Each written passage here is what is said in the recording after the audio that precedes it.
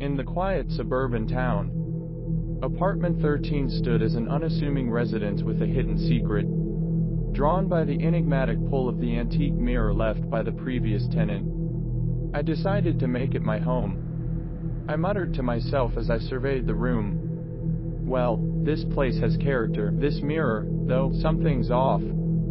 It was a casual observation, spoken under my breath as I took in the peculiar atmosphere of the new apartment. The words slipped out almost instinctively, a quiet commentary on the nuances that caught my attention. As I settled into my new abode, peculiar occurrences unfolded.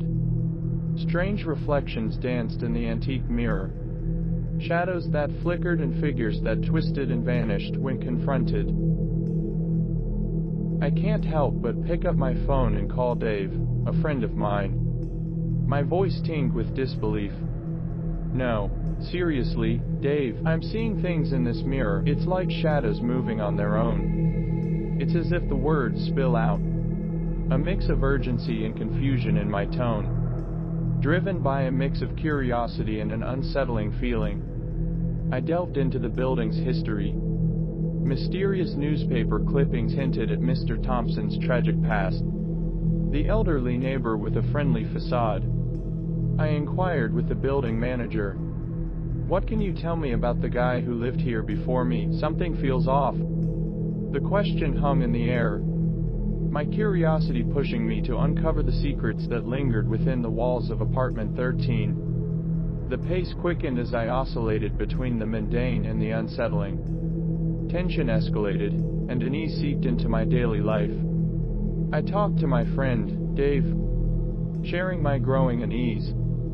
I can't shake this feeling. I'm losing sleep over these reflections. Maybe I'm just stressed, but it's getting worse.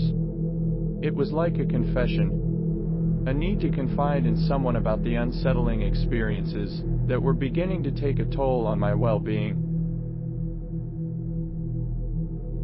The reflections, once subtle, took a sinister turn. They revealed glimpses of a horrifying alternate reality, pushing me to question my own sanity.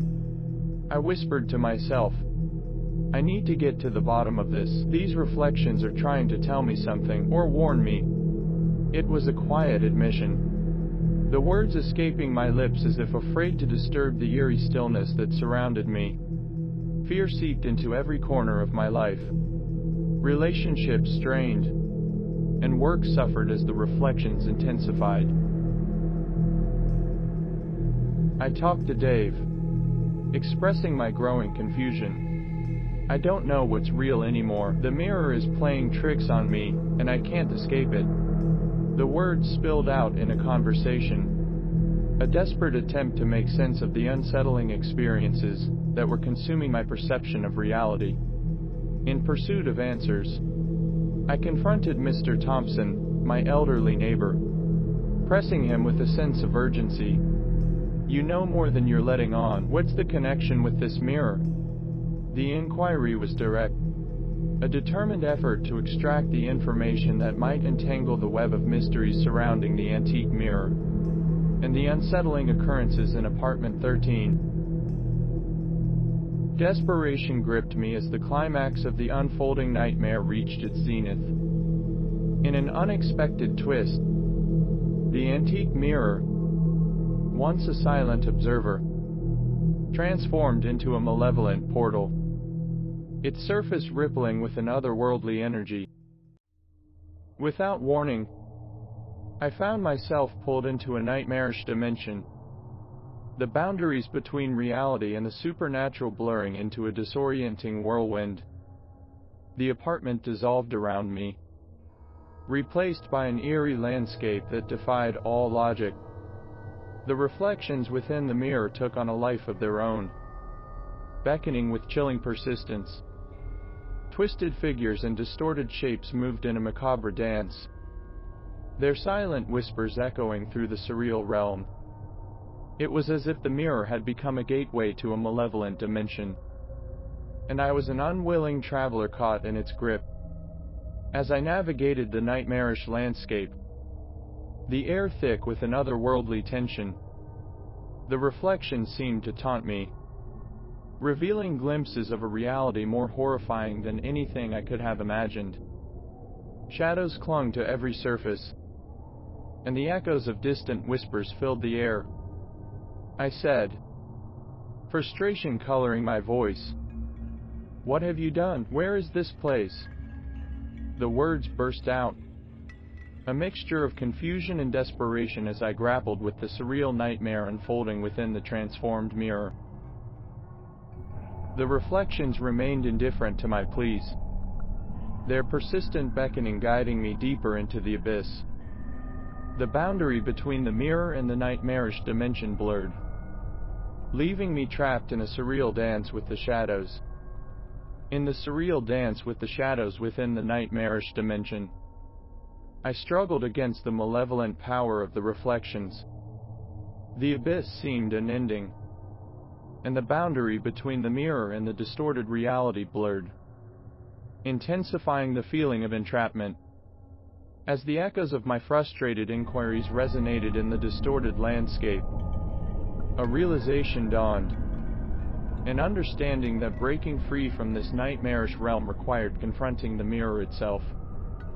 The reflections, once indifferent, now felt like a sentient force, orchestrating the surreal dance.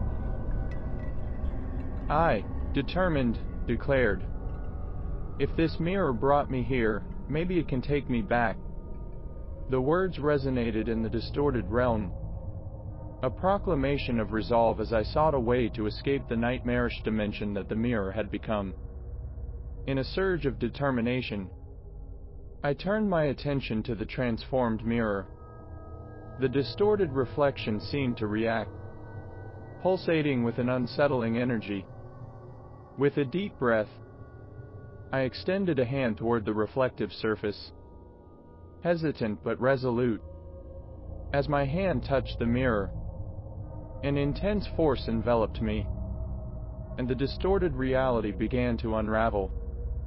The malevolent power of the reflections waned, and the nightmarish dimension started to dissipate like a dissipating fog. The reflections, once powerful and beckoning, now retreated into the mirror, leaving behind a sense of eerie calm. The boundary between the mirror and the distorted reality solidified once more, and I found myself back in the apartment, the antique mirror regaining its antique stillness. Haunted by the malevolent reflections that seemed to follow me like shadows, I stepped out of apartment 13, hoping to leave the nightmare behind.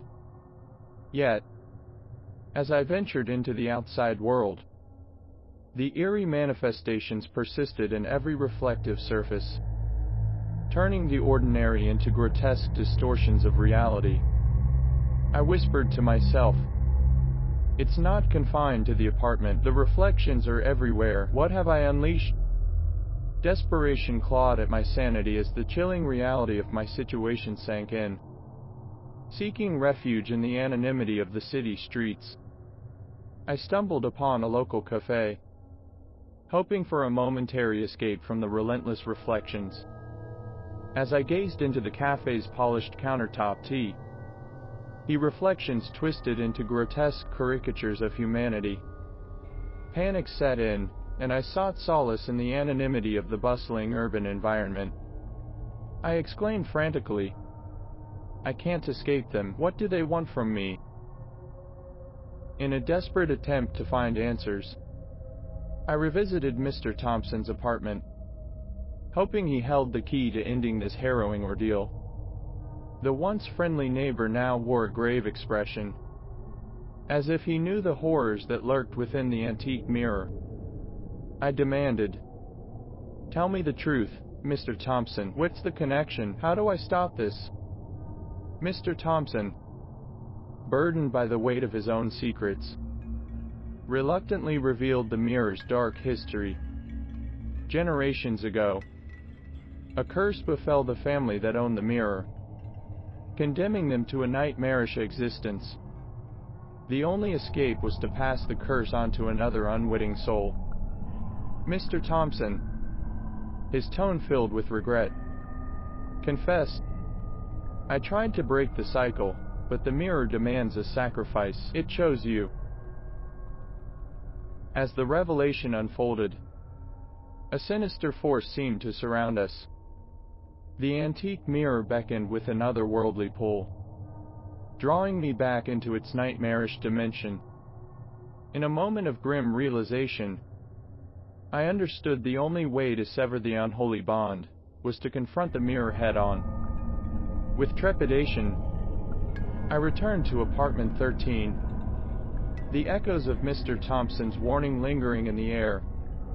I declared defiantly, "If I have to face this nightmare, I'll do it on my terms."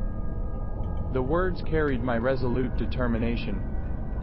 Approaching the antique mirror, I witnessed the reflections twist and contort, revealing grotesque figures within.